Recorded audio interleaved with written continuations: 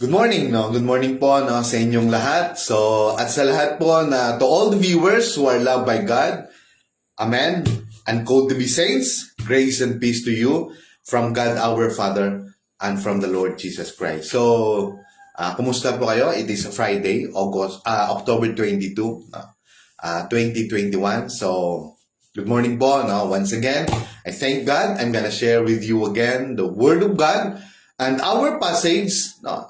Or our scripture, we can read it in Ephesians chapter 2 verse 8.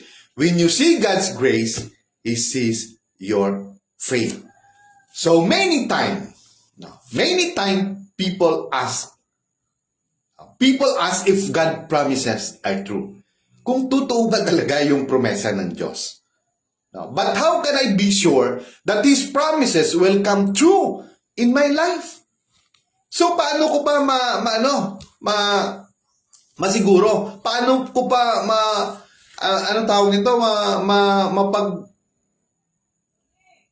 talagang makita, no, na ito po ay makatutuhanan, no, na magiging totoo, no, sa aking buhay.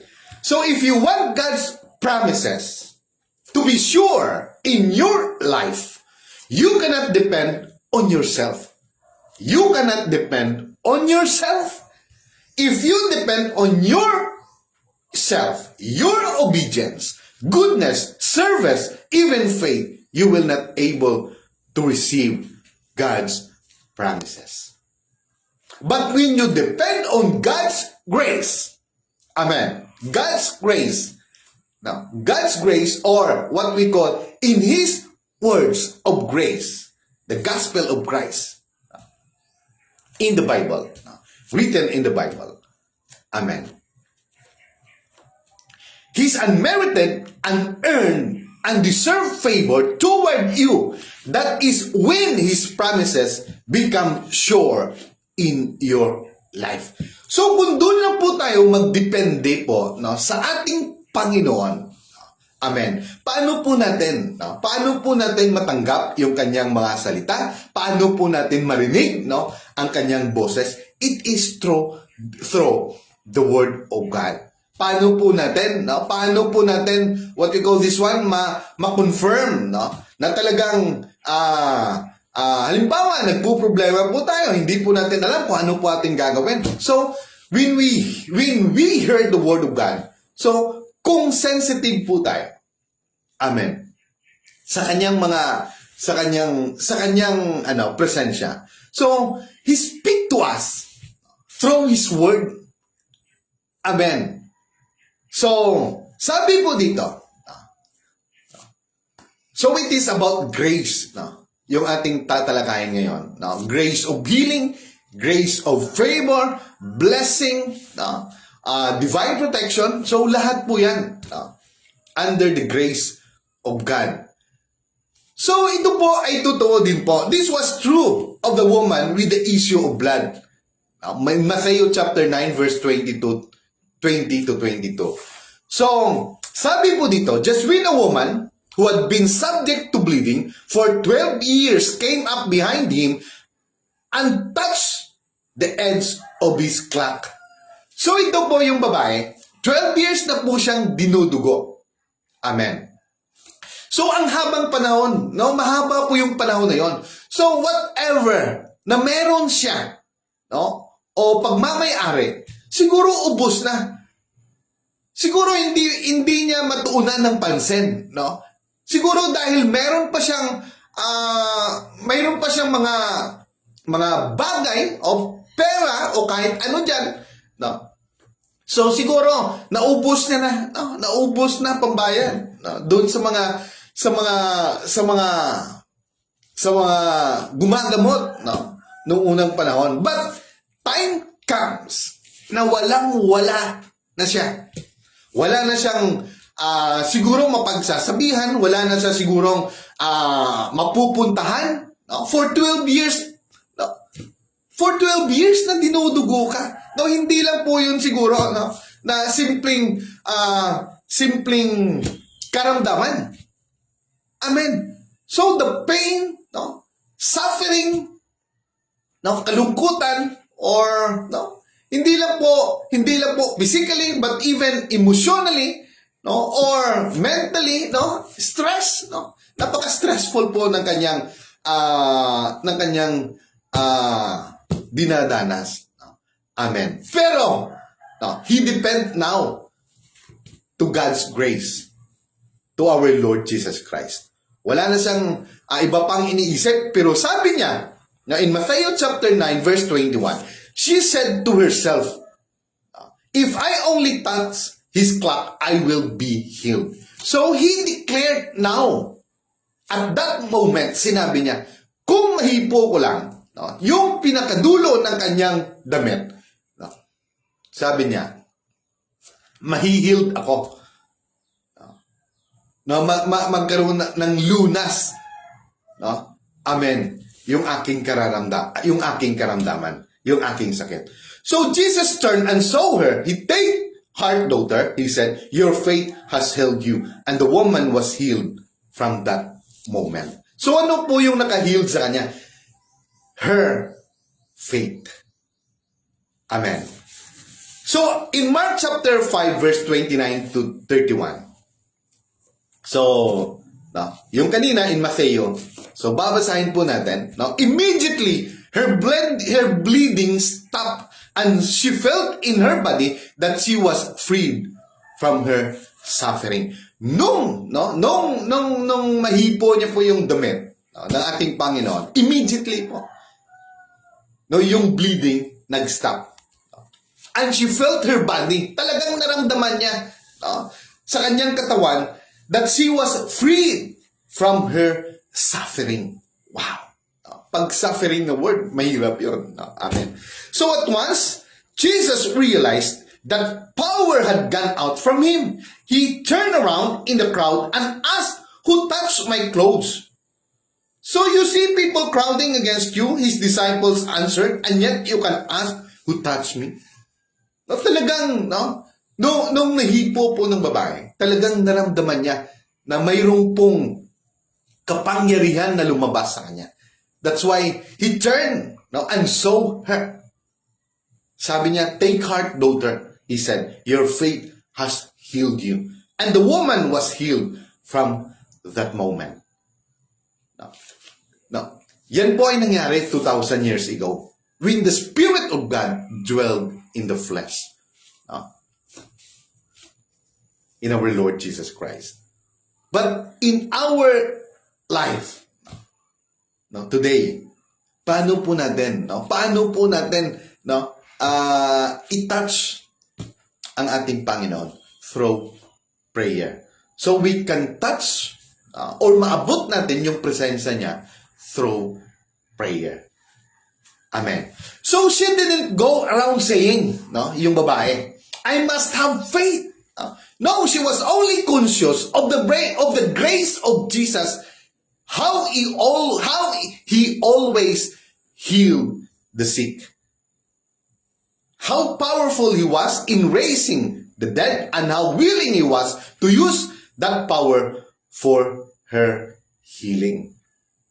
So yung babae po, hindi na po siya he is not walking around, no, or telling that I must have faith, no, or nakafocus talaga doon sa kanyang sarili, no, but no, he declared now to herself, nasabi niya, if I only touch his cloak, I will be healed.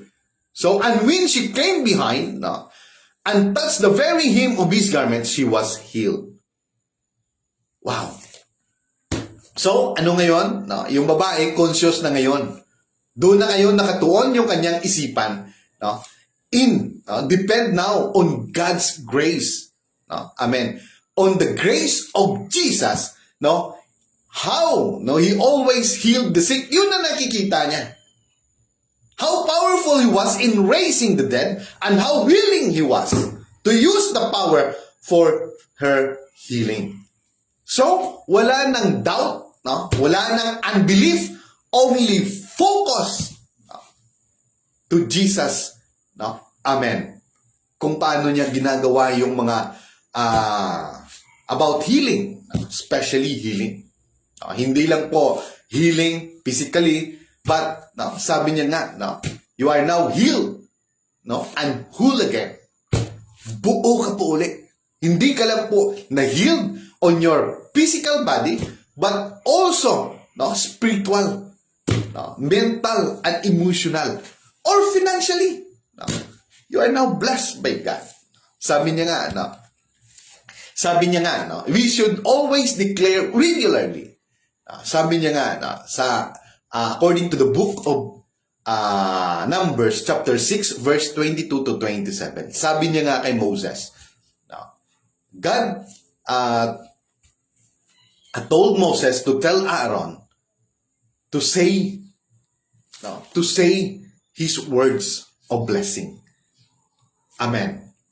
Sabi niya, the Lord bless you and keep you, and may His face shine upon you and be gracious to you, and He will lift up His countenance towards you and give you peace. Through the name of Jesus Christ. Amen. So, kailangan i-declare po natin yan. Lahat ng mga word na yan. It is a priestly blessing through the name of our Lord Jesus Christ. Because, sabi niya in John 16, you have now an access to the Father. You can ask directly to the Father through my name, through the power of my name, Jesus Christ. So, dun po tayo nakafocus. Hingin po natin lahat ng bagay, healing, favor, whatever, anything, through His name, Jesus Christ. Amen. Because all authority, heaven and earth, has already been given to our Lord Jesus Christ. So, in His name, there is healing. In His name, there is blessing. In His name, there is power. In His name, there is miracle. Nothing is impossible to our God if we ask it through the name of our Lord Jesus Christ. Amen. So, amen. So she just saw His grace abounding toward her, so much so that she said, if I only may touch His garment, I shall be made well. And when she came behind Jesus and touched the very hem of His garment, she was healed. Talagang buo, talagang 100% sure siya sa kanyang sinasabi.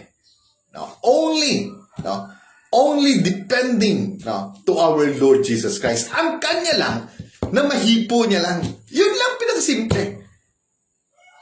Wala nang dami pang tawag nito, dami pang sinasabi. But truly from the inner of his being, talagang yun ang dinidikta ng kanyang puso, na kung mahipo ko lang ang kanyang damit, gagaling ako. So, at that same moment, Jesus stopped, turned around, and said to her, be a good cheer, daughter, your faith has made you well. Kaya napaka-importante. Pag ang faith natin, doon lang sa ating Panginoong Hesus. So when the woman saw His grace, nung makita po ng babae, yung kanyang grasya, God saw her faith.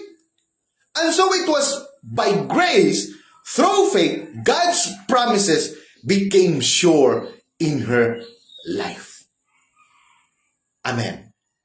So gaano po tayo ka-sure sa ating buhay na i-bless po tayo according to the Word of God in the name of our Lord Jesus Christ.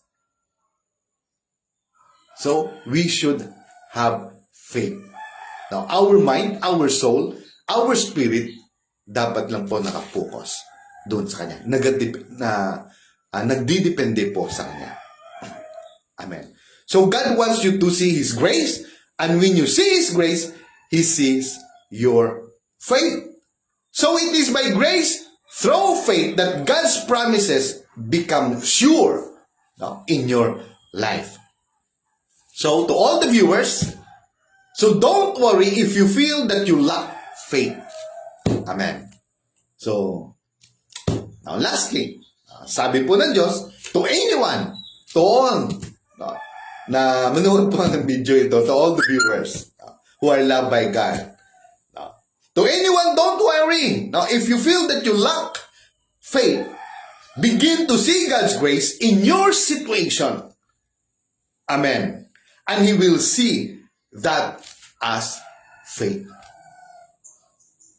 Amen. Ganun po tayo, no? Ganun po kalawak yung understanding. Ganun po kalawak yung love, yung tawag nito, yung mercy ng ating Panginoon. Amen. And because He sees your faith, dahil nakita niya po yung inyong pananampalataya, you will receive breakthrough you need. Breakthrough on your finances, no? In your life. Dahil pag nakita niya po, na doon na po kayo, no? Na doon na po tayo, nakadepende po sa kanyang grasya, no? Sa ating Panginoon, you will receive breakthrough you need. Amen. So thank God, that is our word for today. We thank God for all His blessing, for all His favor, and also His divine protection, no? And every day, no, in our life. And also we thank, no, that He charged His thousands of His angels to encamp, no, yung ating pamilya, yung sa aton mga panimalay. No, we thank God for all the good things that He given to us. No? So sa lahat po ng mga viewers natin, maraming salamat po sa inyo. May the Lord God bless you. No, sabi nga, ulitin ko po ulit, no, according to the book of Numbers, chapter 6, verse 22 to 27, sabi po ng Panginoon, no, we will going to say it, no, regularly, no, or declare it, no, regularly. No, sabi niya, the Lord bless you, keep you, and may His face shine upon you, and be gracious to you, and may He lift up His countenance towards you, and give you peace. No, at lahat po yan ay mangyayari through the name of our Lord Jesus Christ. Amen. Depend on His grace, the grace of our God through the Lord Jesus Christ. So, God bless everyone. May the grace of God be abound now in your life. Good health, no? Financial blessing, financial favor, no? Amen, and divine protection. So, God bless po, no, sa lahat, and good morning, no, once again. So, it's Friday, no? Happy weekend, no? Amen. So, God bless and good morning. So, don't be worried, no? God loves you, no? Amen.